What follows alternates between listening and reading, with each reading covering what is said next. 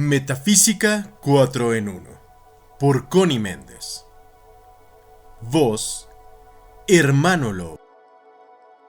Capítulo número 7. Significado metafísico de los 10 mandamientos de Moisés. Parece que aún no se ha podido comprobar si Moisés era lo que dice la Biblia, o si realmente el hijo de una princesa egipcia, hermana de Ramsés II. Su nombre significa extraído de las aguas. Y como la Biblia, en gran parte está formada por relatos simbólicos destinados a proteger la gran verdad contra las interpretaciones erróneas de aquellos que no tengan la madurez necesaria para ponerla en práctica, es muy posible que todo el relato bíblico respecto al nacimiento hebreo de Moisés y su adopción por la princesa sea también simbólico y no histórico. En todo caso, la verdad de su procedencia no afecta lo que él enseñó. Moisés sí fue un gran iluminado, un gran maestro de la verdad metafísica, que no solamente liberó al pueblo hebreo de la esclavitud y las condiciones infrahumanas en que se hallaban, sino que también enseñó a muchas tribus errantes que se fueron agregando a su grupo en el desierto. Y por esta razón fue que tantas razas distintas, descendidas de aquellas tribus, adquirieron el culto monoteísta, es decir, de un solo Dios, conservándolo hasta hoy en día. Tal abigarramiento de personas, algunos totalmente primitivos, que no sabían respetar lo ajeno, que mataban a otros porque les molestaba, que dejaban perecer a los ancianos porque les representaban una boca más, para quienes una mujer no era sino una hembra perteneciente a todos, y otros no tan primitivos como los judíos, que habían vivido esclavos de los egipcios, pero no habían conocido otra cosa que el trabajo de sol a sol, y que en la convivencia con los idólatras habían adoptado estas creencias y olvidado el culto de sus antepasados, obligó a Moisés a formular un código de leyes, simple, escueto, al nivel mental de todos, expresadas en lengua casi infantil pero con castigos durísimos por cada infracción, y basadas en la amenaza y el terror, ya que esta es la única forma de domar a una bestia salvaje. Moisés había sido educado en el templo de Heliópolis, que era, como quien dice, una universidad. Allí enseñaba aquello que se llamaba geometría en aquel entonces, y que incluía no solamente a las matemáticas, sino la metafísica, la astrología, la numerología y un simbolismo triple que usaban los de aquellos tiempos para dejar registrada su sabiduría al servicio de las generaciones futuras a medida que éstas evolucionaran. El primer aspecto de esta simbología era sencillo, se refiere a la vida y al mundo de los humanos. El segundo aspecto es metafísico. Trata la misma condición pero en el plano mental. El tercer aspecto es jeroglífico y trata el mismo asunto en el plano espiritual. Y este último aspecto es tan profundo que dice no ser inteligible para los espíritus puros. Y aquí está nuestra primera exposición del principio de correspondencia, que dice, como es arriba es abajo, como es abajo es arriba. Abajo significa en el plano material y en las condiciones humanas, en lo visible. Arriba se refiere a lo invisible, a lo mental y por supuesto a lo abstracto, a lo espiritual. Lo que dice el principio de correspondencia es que las leyes todas actúan en todos los planos y que las condiciones en un plano se repiten en el plano superior como también en el plano inferior. Esto lo irás viendo claro de aquí en adelante. Así elaboró Moisés sus 10 mandamientos, o Sefer Bereshit, como se llama este código en idioma hebreo, para que la humanidad a medida que fuera evolucionando y despertando se fuera iniciando en la enseñanza superior. Y la siguiente interpretación no es invento de ningún hombre, fue dejada en claves conocida por los muy adelantados, pero mantenidas oculta a través de milenios. Como verás, ya la humanidad aprendió la primera lección, o sea que aprendió a obedecer la ley en un primer aspecto. La mayoría es adulta mental y moralmente. Hay un gran sector de la humanidad que ya está protestando en su interior por las contradicciones que hay entre el dogma y el sentido común. Y esta es la señal que indica el momento de dar el paso hacia adelante. La mayoría, pues, comienza a razonar en escala alta. En síntesis, los 10 mandamientos dicen: Mandamiento número 1. No hay sino un Dios. Mandamiento número 2. No fabricarás imágenes, no las adorarás ni les rendirás culto. Mandamiento número 3. No tomarás en vano el nombre del Señor, tu Dios. Mandamiento número 4. Acuérdate de santificar el día séptimo. Mandamiento número 5. Honra a tu padre y a tu madre. Mandamiento número 6. No matarás. Mandamiento número 7. No cometerás adulterio. Mandamiento número 8. No hurtarás. Mandamiento número 9. No levantarás falso testimonio. Y por último, el mandamiento número 10. No codiciarás. Este grupo de leyes se divide en dos grupos. 8 mandamientos aparentan ser prohibiciones y comienzan con la palabra no. Estos son los números 1, 2, 3, 6, 7, 8, 9 y 10. Los números 4 y 5 son recomendaciones. A primera vista, el ser humano que aún no ha aprendido a razonar en el plano mental espiritual los entiende como prohibiciones o normas de conducta.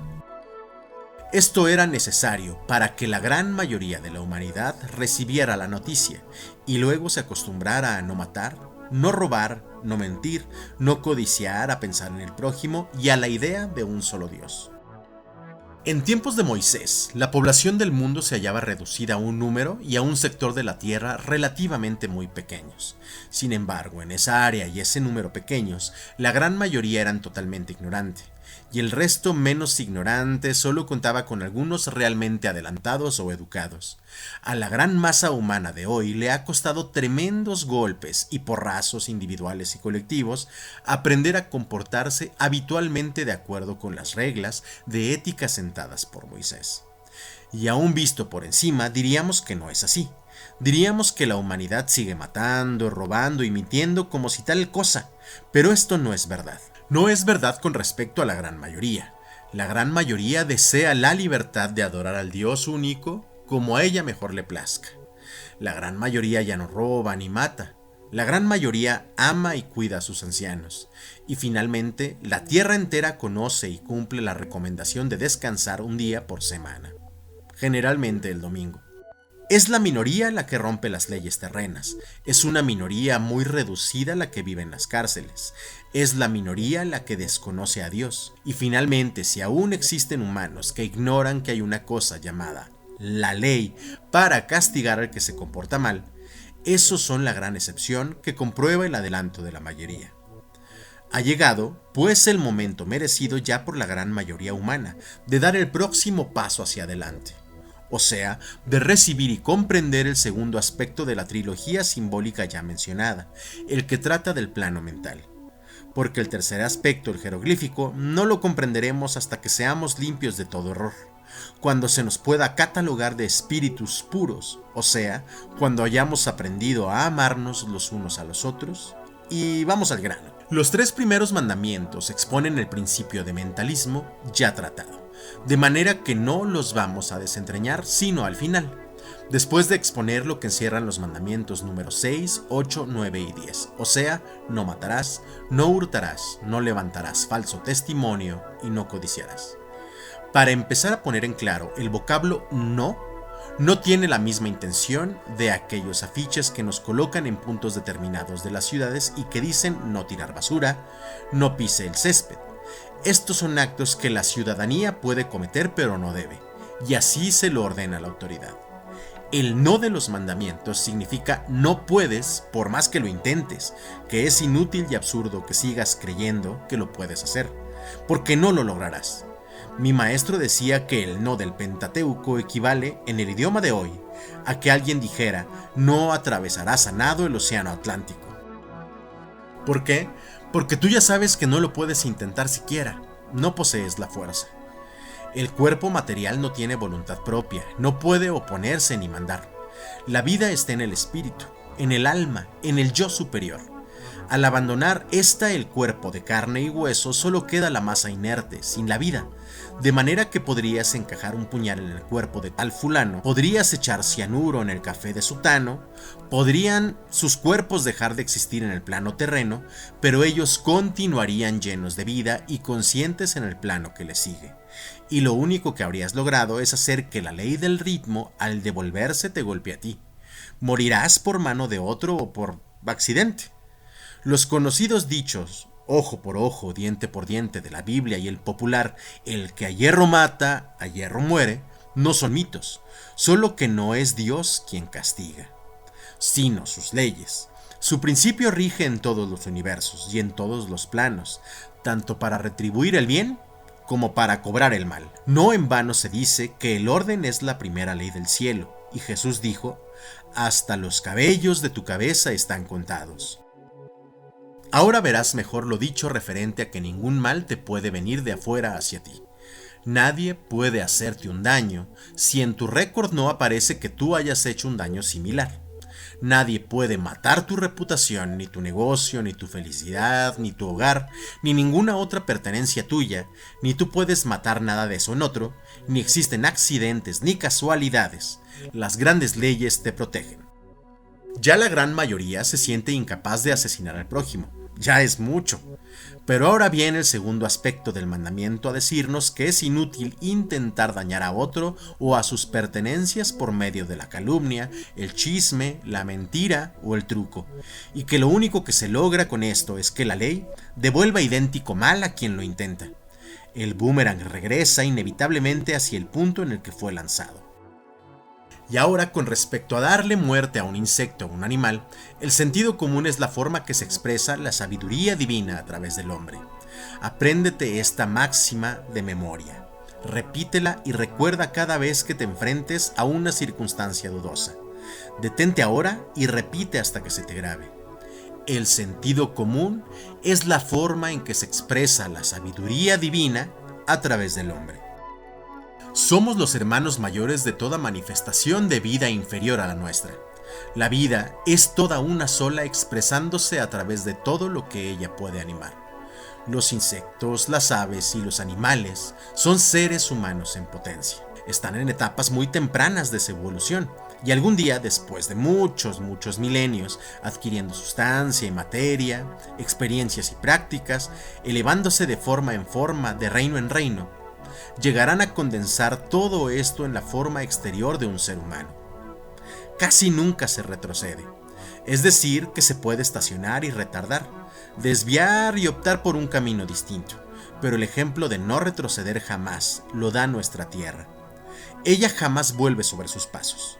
Empleó millones de años en transformarse de nebulosa en planeta y allí en producir seres vivientes.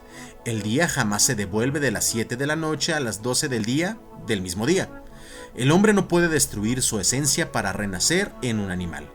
Sabiendo todo esto, al contemplar un animalito viviente debemos darnos una compasión muy grande, pensar el trabajo que está haciendo y que le está costando aprender a movilizarse, a adaptarse y a manejarse en su mundito de una dimensión, y que al destriparlo con el pie le estamos cortando en seco su minúscula, aunque valiosa experiencia.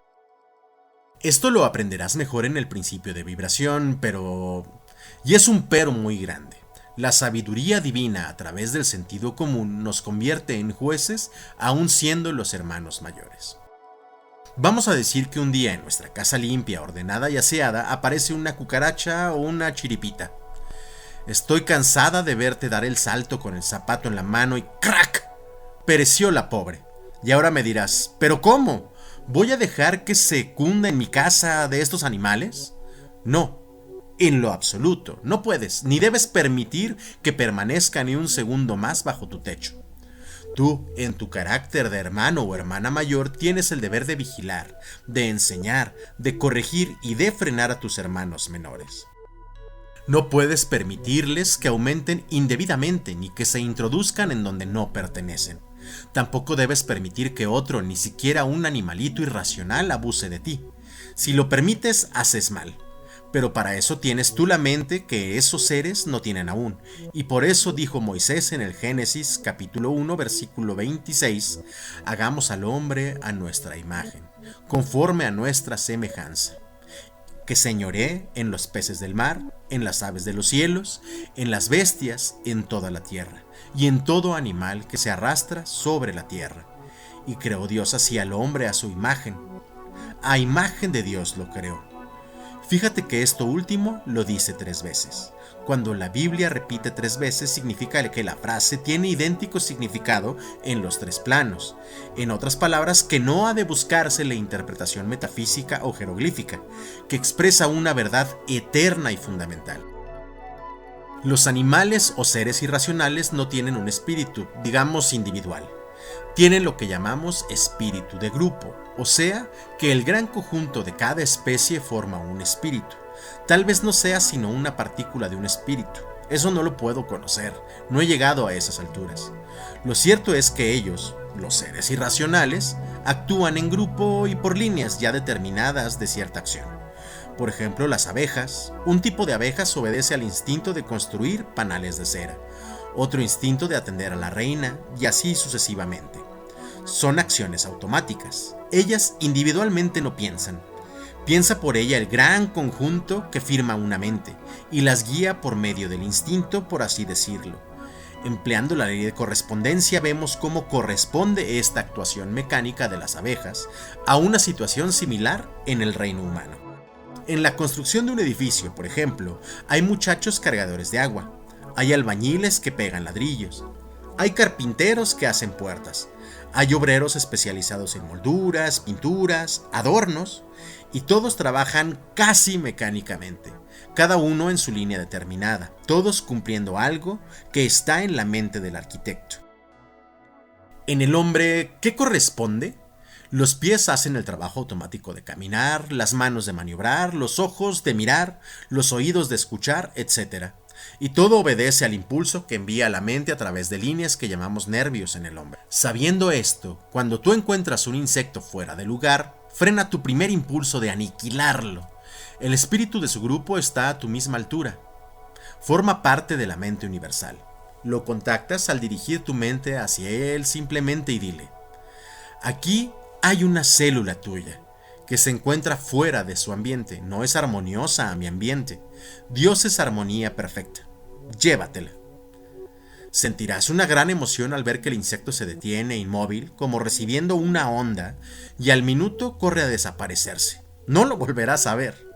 Y en el caso de que tu propia conciencia no esté aún segura de la verdad que te acabo de enseñar, bien sea que te sientas dudoso al respecto o que hagas el tratamiento con demasiada violencia y ves que el animal continúa molestándote, dale 3 oportunidades. Dile al espíritu de grupo: si no te lo llevas pronto, voy a tener que exterminarlo. Generalmente no te verás en el caso de matarlo. En muy pocos casos se resiste a irse, solo cuando él mismo está buscando la muerte porque ya ha vivido su vida, y en este caso, mátalo, con un golpe fuerte y seco. No lo dejes a medio vivir agonizando, y sin violencia de tu ánimo, sin rabia ni disgusto, dile que evoluciones en mejor especie. Todo depende de la intención y el pensamiento con que se ejecute. Hay sectas y órdenes de las que se dicen ocultistas que no comen carne. Alegan que las vibraciones del dolor del animal al ser matado contaminan al alma humana. Alegan también que las vibraciones de la especie inferior degradan al ser. El Maestro Jesús negó esta creencia cuando dijo: no es lo que entra por su boca lo que contamina al hombre, sino lo que de su boca sale, porque lo que sale de la boca, del corazón procede. Ya conociste la explicación de esta lección en el capítulo La Palabra, y de acuerdo con Moisés repetimos: nadie ni nada puede dañarnos de afuera a menos que lo hayamos merecido, a menos que lo aceptemos por creer que es posible. Pero cuando conocemos esta verdad y la recordamos siempre, nada ni nadie puede causarnos daño alguno.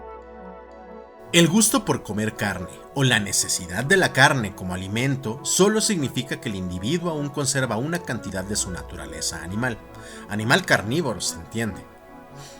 No ha llegado aún al punto en que sus células pueden prescindir del alimento ingerido del exterior. Eso es todo. Porque limitarse obligatoriamente a comer frutas y verduras no es una prueba de elevación espiritual, ya que la vaca y el caballo no comen sino hierba y granos. Nada más al entrar a estudiar metafísica comienzan a limpiarse las células del cuerpo por el hecho de que se empieza a vivir en un mundo mental, espiritual y de acuerdo con el principio de correspondencia. Como es abajo es arriba, como es arriba es abajo. Todo el ser evoluciona a la vez. El estudiante nota tarde o temprano que comienza a no necesitar la carne como alimento y llega a aborrecerla sin que nada ni nadie lo fuerce a ello. Algo muy importante. Cuando estudies el principio de vibración podrás comprobar la verdad científica que es imposible que una vibración de menor frecuencia pueda dominar a una de mayor frecuencia. El animal vibra en un plano inferior al hombre.